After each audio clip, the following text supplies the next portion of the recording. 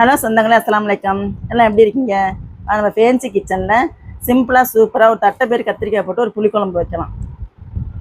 எப்படி சூப்பராக இருக்குது பாருங்கள். அதுக்கு என்னென்ன பொருள் வேணுங்கன்னு பார்த்துக்குவோம். அடுப்பில் ஒரு கடாயை வச்சுக்குவோம். ஒரு 5-6 வரமிளகாய் போட்டுக்கலாம். ஒரு 4 ஸ்பூன் மல்லி போட்டுக்குவோம். ரெண்டையும் வறுத்துக்கலாம். நல்லா வறுத்ததுக்கப்புறம் ஒரு ஸ்பூன் மிளகு போடுவோம், ஒரு ஸ்பூன் ஜீரகம் போடுவோம். அதையும் நல்லா வறுத்துக்குவோம். நல்லா வறுபட்டு வந்தோடனே ஒரு அரை மூடி தேங்காய் எடுத்து வச்சுருக்கோம், அதையும் போட்டு அதில் வறுத்துக்கலாம்.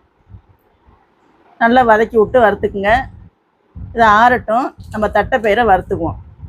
ஒரு 1/4 கிலோ தட்டைப்பயிறு எடுத்துருக்கோம். அடுப்பில் ஒரு கடாயை வச்சு தட்டைப்பயிறு நல்லா வறுத்துக்கலாம்.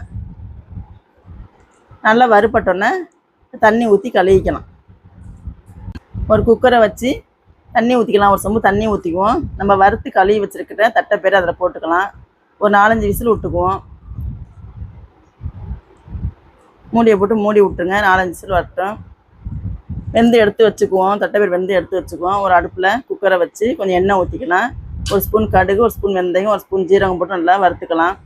நல்லா வறுத்ததுக்கப்புறம் 150 கிராம் சின்ன வெங்காயத்தை அறுத்து வச்சுருக்கிறோம், அதையும் போட்டு நல்லா வதக்கலாம். 150 கிராம் தக்காளி அறுத்து வச்சுருக்கோம், அதையும் போட்டு நல்லா வதக்கிக்கலாம். தக்காளி வதங்க கொஞ்சம் உப்பு போட்டுக்குவோம். தக்காளி வெங்காயம் நல்லா வதங்கினதுக்கப்புறம் ஒரு கைப்பிடி மல்லித்தலை, கொஞ்சம் கருவேப்பிலை போட்டு நல்லா வதக்கிக்கலாம். நல்லா வதங்கினதுக்கப்புறம் கொஞ்சோண்டு பெருங்காயத்தூள் போட்டுக்குவோம்.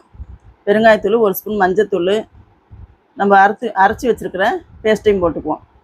மசாலாவும் போட்டு நல்லா கிண்டி விடுவோம். அரைச்சி வச்சுருக்க மசாலா போட்டு நல்லா எண்ணெயில் வதக்கி விடுவோம். வதக்கி விட்டதுக்கப்புறம் நம்ம அறுத்து வச்சுருக்க கத்திரிக்காய் போடுவோம். ஒரு 1/4 கிலோ கத்திரிக்காய் வச்சுருக்கோம் அறுத்து, அதையும் போட்டு நல்லா அந்த எண்ணெயில் வதக்கி விடுவோம். வதங்கினதுக்கப்புறம் நம்ம வேக வச்சுருக்க தட்டைப்பயிறு எடுத்து அதில் போட்டுக்கலாம். புளி கரைச்சி வச்சுருக்கோம், அந்த புளியும் கரைச்சி ஊற்றிக்கலாம். அதில் குழம்புக்கு தேவையான அளவு உப்பு போட்டுக்குவோம். தேவையான அளவு தண்ணியும் ஊற்றிக்கலாம். போட்டு ஒரு 2 விசில் விட்டுக்கலாம். 2 விசில் விட்டாச்சு. விசில் அடங்கிடுச்சு. இப்போ எடுத்து பார்ப்போம். இங்கே பாருங்கள், சிம்பிளாக சூப்பராக நல்லா இருக்கும். குழம்பு நல்லா துறக்க நல்லா வாசமாக இருக்குது.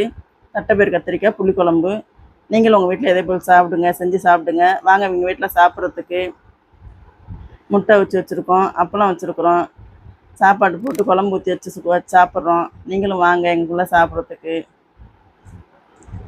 எப்படின்னு கமெண்ட்டில் சொல்லுங்கள், முதல்ல ஷேர் பண்ணுங்கள்.